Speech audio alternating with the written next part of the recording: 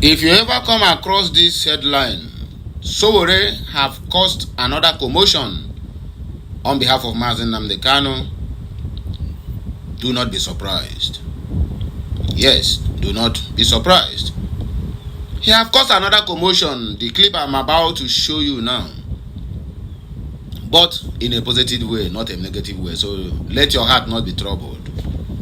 Whatever you see on the headline, just know that it is to draw your attention so that you can watch the real news and the reality of life.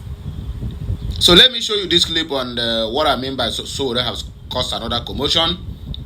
Watch it, digest it, like it, share it, and comment on it. Drop your own personal opinion at the comment section of this video. I'll be right back to analyze the news on a layman's terms and understanding.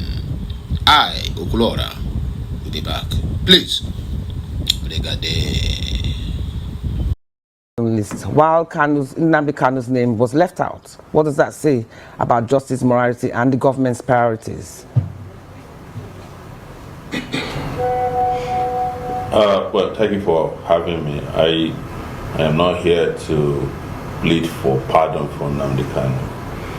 The president pardoned people who were convicted of various degrees of crimes.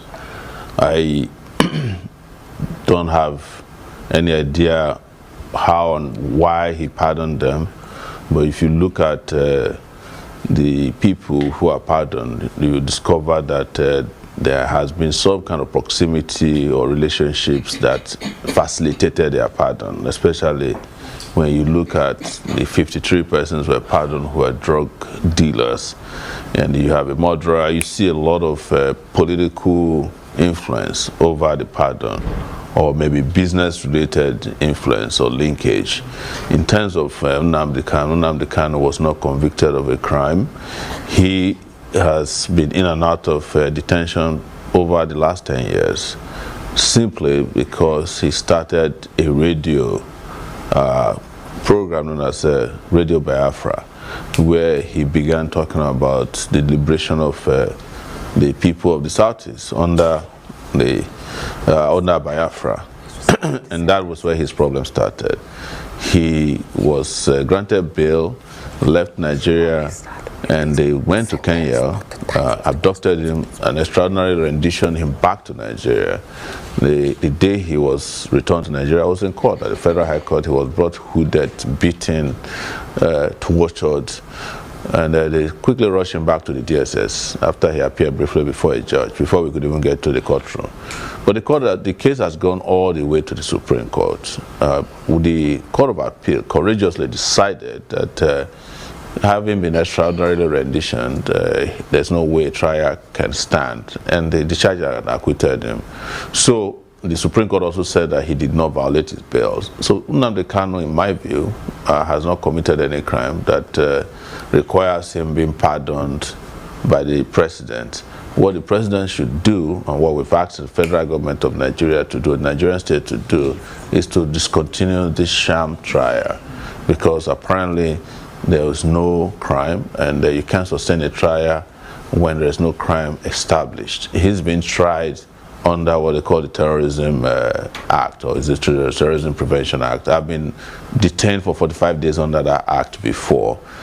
It is used to suppress people, likely, who are opposed to government. Treason is also something I've been subjected to. I was kept in this country for 5 years. What I'm saying basically is that when I see a sham trial, I know it because I get subjected to one at least an average of 3 times per year. So I'm just saying to Nigerians that we should not compare Kanu's situation with those who actually committed crimes. They were tried and sentenced to different prison terms, and then the president decided to pardon them, maybe because some of them are his friends or members of his community, we don't know, but because now they say they are reviewing this particular pardon, which shows to you that there's something wrong with the whole process in the first place. I've also heard that some of the pardon were influenced by corruption. People paid heavily to the officials who are involved to help recommend them for pardon. I don't know what's happening, but we know that this pardon has been put in abeyance as we speak now. Okay. But I just want to make it clear once again that I am not here to plead for pardon. Enwe dị iche na egbe na egbe, and enwe dị iche na ihe awa original and oyiri original. Sowore Omoyole, they give it back. Hashtag Revolution Now activists have done more than enough for Nnamdi Kanu, because during his own trial and ordeal, Nnamdi Kanu stood firm for him. Even if Nnamdi Kanu is not in Nigeria, but don't forget that Nnamdi Kanu is a voice that whenever the government hear it, they are not always comfortable with it. The reason why you see a lot of people is talking trash about Ojuzo Kalu, knowing fully well that he is also a trash himself, is because Nnamdi Kanu stood by this ugly monster, this Balarabe, this Fulani stooge, when he was abducted or arrested or convicted.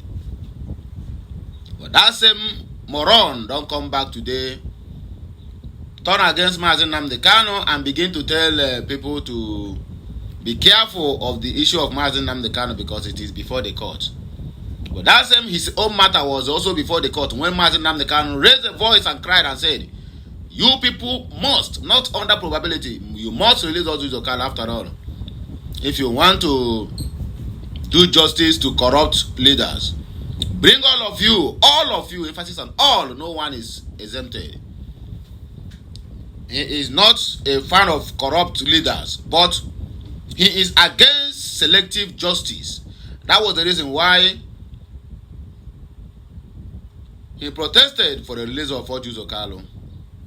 But that same idiot have turned against his own brother because of politics, because of party, because of power. Notwithstanding, we keep moving. Yeah, we keep moving. According to Igbo people, or my Igbo dialect or adage, we used to say that when you okay, that is Yema Parais.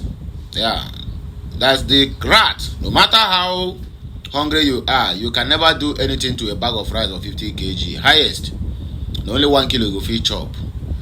So Ojuzo Kalu is just -1 out of the people who supposed to stand against the freedom of Nnamdi Kanu or against the liberation of Biafrans. He is nobody.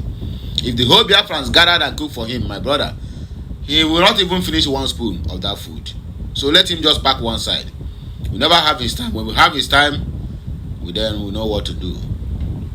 So Alhaji Sowore have made it categorically clear the reason why Nnamdi Kanu or anybody, not even the Southeast leaders who are saying we are begging Tinubu to pardon Nnamdi Kanu, you are pardoning him under what? He has not been convicted, not once, not ever. In fact, the government itself don't even have the evidence or the witness to prosecute Nnamdi Kanu. They don't try everything they can. They don't try from east, west, north, and south. In fact, they don't search. Even searching Nnamdi Kanu Sukrutum, if they can find evidence to nail him down.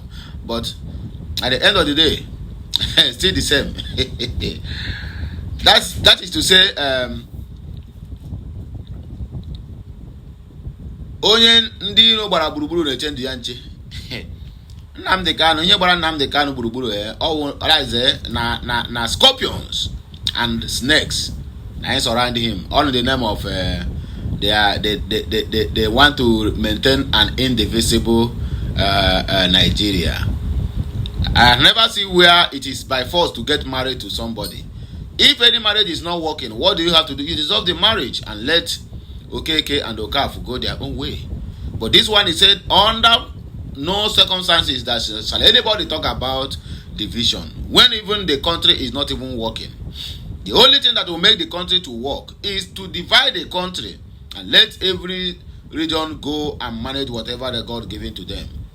But because of the selfish interests of those who feel that they are the so-called, what would I call them? They are slave masters. They are the one who are making sure that the country remains indivisible because it is to their own advantage. The more you fight, the more you progress in disunity, the more money they make, and the more mineral resources they have chance to scoop from your land. And that was the reason why you see the UK or whatever they call them are not saying anything about the issue happening in Nigeria. There was a trending video, or rather a trending message all these months about Christian genocide in Nigeria. I mean, massacring of Christians. Till today, no any single UK official that I know maybe that have come out and condemned it and said yes, such a thing is happening, or no, such a thing is not happening. Because in the midst of this confusion, they are busy scooping your oil.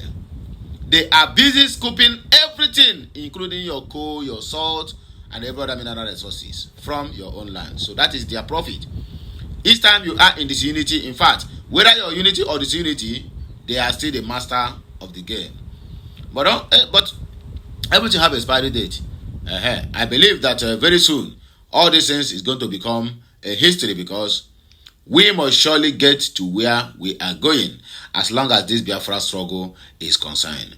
Anyway, my people, today is Sunday, and as a Otoroku Adono Kambwede, we don't have much time to waste on frivolities. We don't have much time to waste on saying things that does not matter.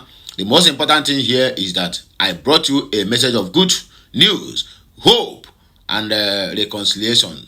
Mazi Sowore have done it again, and he will continue doing it until Mazi Nnamdi Kanu regains his freedom, according to him. I am not his spokesperson, but that is exactly what it looks like. So have a nice day, and may the good Lord continue to bless us.